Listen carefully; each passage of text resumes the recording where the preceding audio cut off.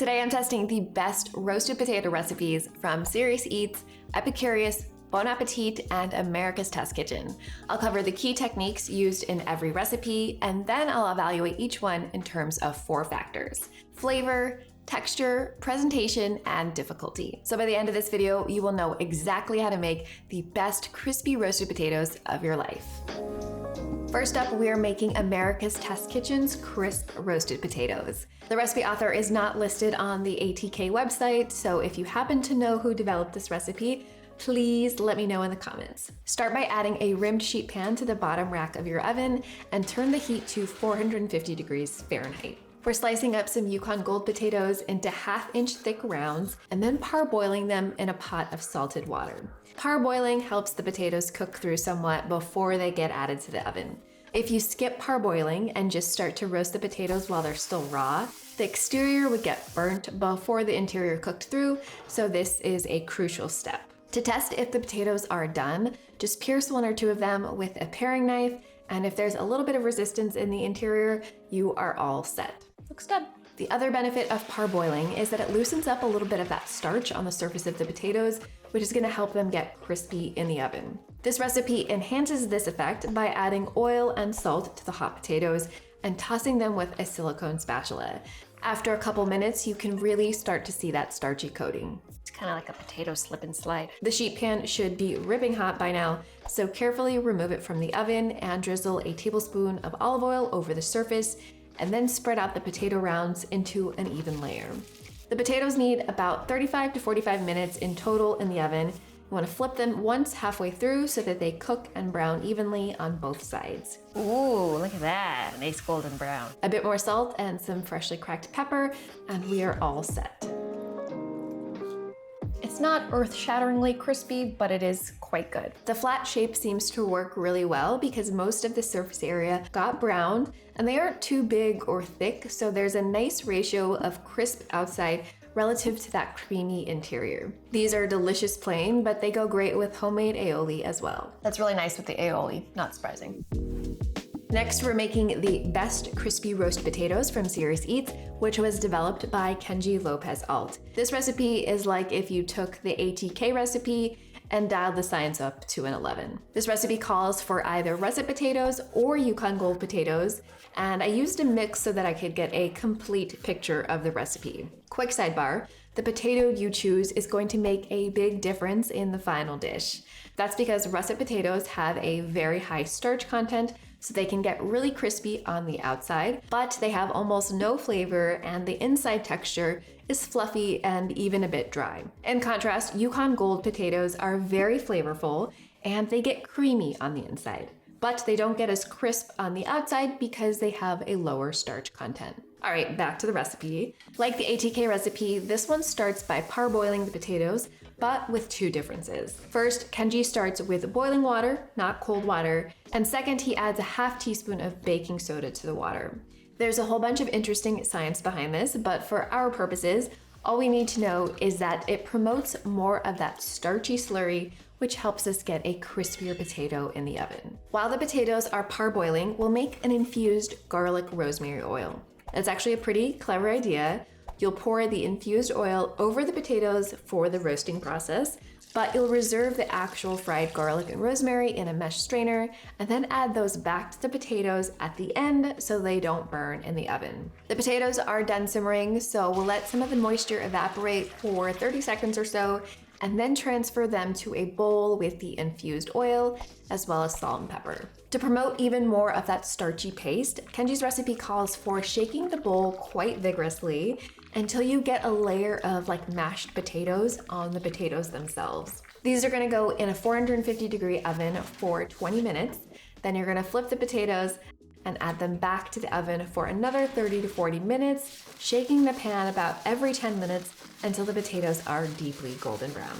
Cool. Alrighty, these are looking beautifully golden brown. Whoa, that one looks nice. To finish, toss the roasted potatoes with the garlic rosemary mixture from earlier, as well as some minced parsley and salt and pepper. So first things first, it smells incredible in here. It smells like Thanksgiving. There's garlic, there's rosemary, and we've got some nice crispy coating on the outside from all of that tossing together. Let's give it a bite. I'm very into this thick layer of crust. It makes it feel substantial. I feel like even if it cools down a bit, it'll still have a nice crunch to it, which is not usually the case with roasted potatoes after a few minutes. I did use a mix of russets and Yukon Golds, and I can taste the difference. I prefer the Yukon Golds because they have a creamier interior as opposed to a fluffy interior, and they just have a lot more deep potato flavor. So if I were to make this again, I would probably just use all Yukon Golds. Overall, great potato. Our third recipe is the best roasted potatoes in the world from Chef Frank Proto for Epicurious. I was very intrigued when I saw this recipe on YouTube because it's definitely a restaurant style recipe and I wanted to see if it was worth it for a home cook. We start by peeling 8 medium-sized russet potatoes and cutting them crosswise in half before adding them to a large saucepan with cold water and salt to parboil. Drain the potatoes onto a paper towel lined sheet pan and let them cool completely, which in my experience took about 15 minutes. Unlike the other recipes, Chef Frank's recipe calls for pan-searing the potatoes first, so heat up a large cast iron skillet on the stove over low heat until you see light wisps of smoke. For me, this took about 10 minutes. That's when you can go ahead and add the oil, and to be transparent, I am modifying this a bit because Chef Frank uses ghee due to its high smoke point. I don't consume dairy, so I am using avocado oil. Add the potatoes to the hot oil, flat side down, and season with salt and pepper. Kind of looks like Stonehenge. I did struggle with evenly seasoning these because the potatoes were so tall and the salt kind of just slid right off, but I did my best. After 10 to 12 minutes, the potatoes should be nicely browned on the bottom, so turn the potatoes onto their sides and carefully add the pan to an oven at 400 degrees Fahrenheit. The recipe calls for the potatoes to roast for 25 minutes, turning them halfway through so all the sides get browned, but my potatoes needed about 30 minutes until they were gorgeously browned.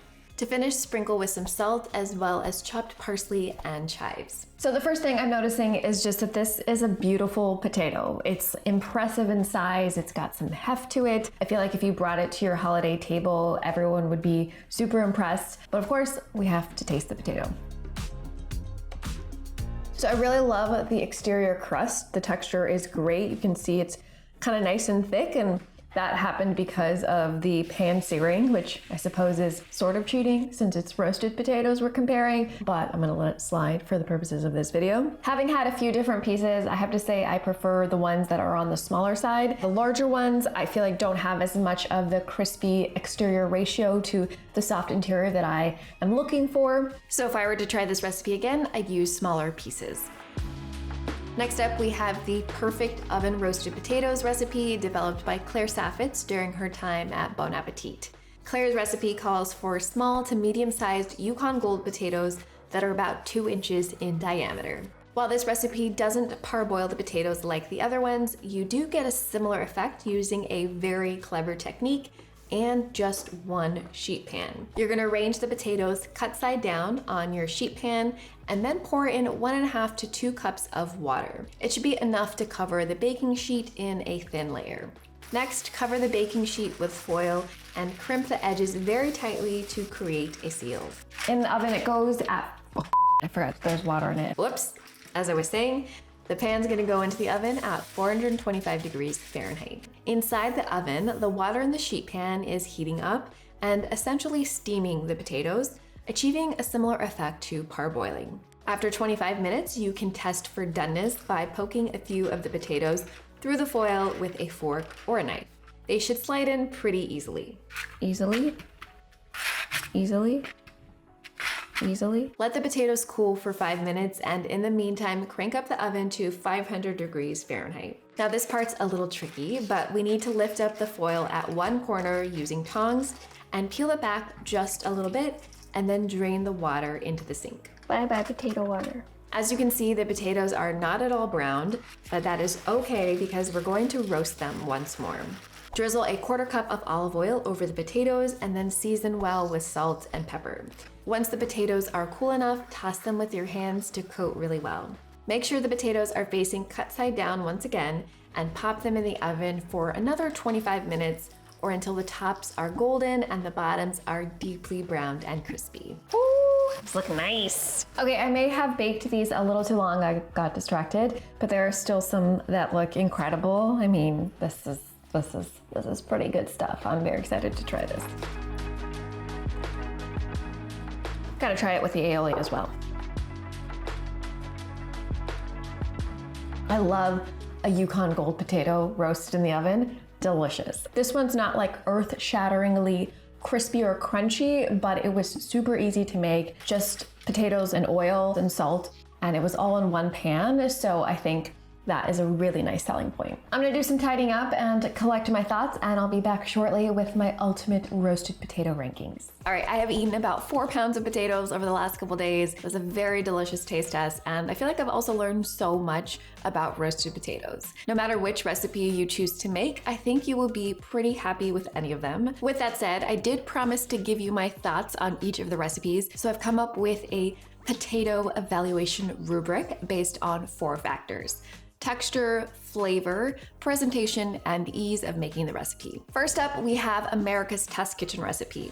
Now, this potato wasn't the crispiest of the bunch, but it did have a very nice ratio of crispy exterior to a soft, creamy interior.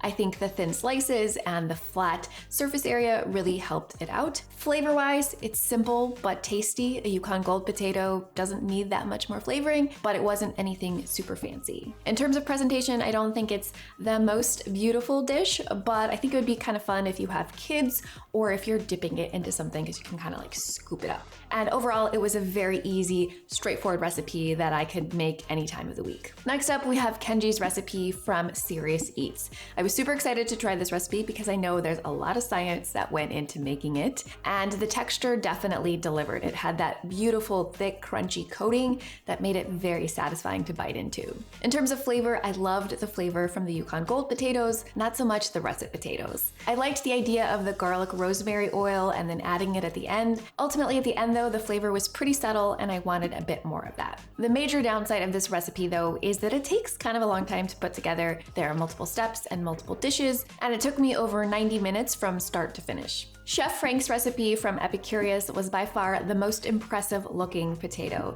Definitely something I'd want on the holiday table to impress my family and friends. The exterior coating on the potatoes was really lovely and crispy, but the interior was not my personal preference. It was dry and fluffy from the russet variety, and because the potatoes were so big, it didn't have my optimal ratio of crispy exterior to soft interior. And the tall size also made it kind of hard to season the potatoes evenly, so I needed to add a lot more salt at the end. Like Kenji's recipe, this one is on the longer side. There are multiple steps, including pan searing on the stove. All in all, it took me about 90 minutes. Finally, we have the recipe from Saffitz. I loved how easy and simple this one was. Everything happened on one sheet pan. I didn't need to get out another saucepan, so it was incredibly convenient. It was also very adorable. The cute small size shape of the potato cut in half looked really nice, and the bottoms had a great crispy exterior. However, that's the only place the potatoes really had a crust. The rest of the potato wasn't very crispy. Like the America's Test Kitchen recipe, the flavor on these was simple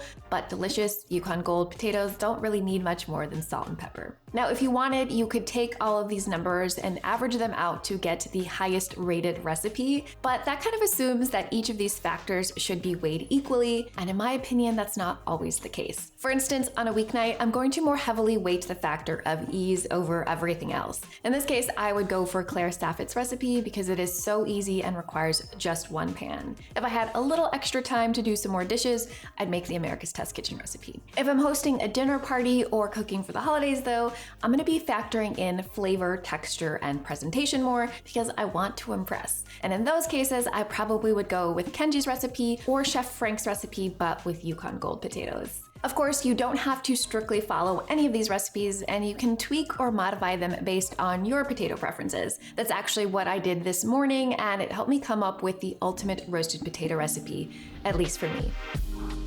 I started with Yukon Gold potatoes because I think their creamy interior and deeper potato flavor is far superior to russets. And I cut them into smallish pieces because I prefer a higher ratio of crispy exterior to creamy inside. Of course, the problem with Yukon Gold is that they're not super starchy. So they're not gonna develop as much of that thick starchy coating, which ends up crisping up really nicely in the oven. To work around this problem, I sliced one large russet potato into very thin pieces with the idea that we could maybe borrow its starchiness for the Yukon Golds. I par-cooked the potatoes in boiling salted water, and after 8 minutes of simmering, the Yukon Golds were fork tender but not too soft. And the russet potato slices were almost completely falling apart. So I grabbed my fork and I mashed the rest of the russets up until they looked like, well, mashed potatoes. To borrow a couple techniques used by Kenji and ATK, I gave the bowl a vigorous shake to start developing some of that starchy coating.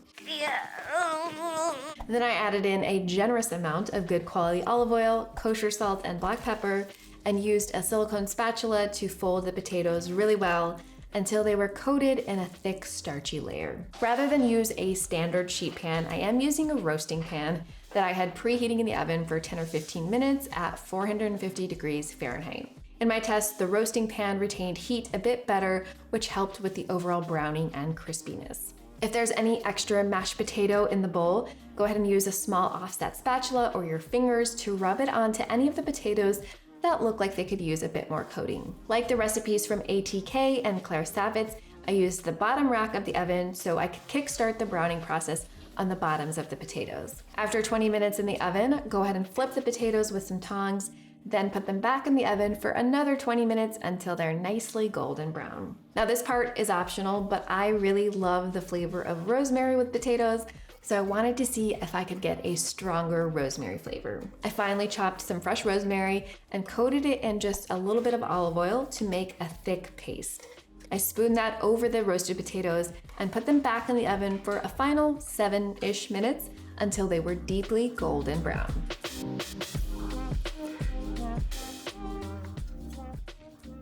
That's delicious. It's got such a nice textural contrast between the crunchy outside and that creamy Yukon Gold potato interior. Is this the world's best roasted potato recipe? I feel like that answer depends on your personal preferences when it comes to potatoes as well as the occasion. But for me, for a special occasion, this is definitely my ideal roasted potato recipe. You can find all the links from today's recipes in the description box below the video, and definitely try the recipe that speaks the most to you. I'll see you in the next video. Bye!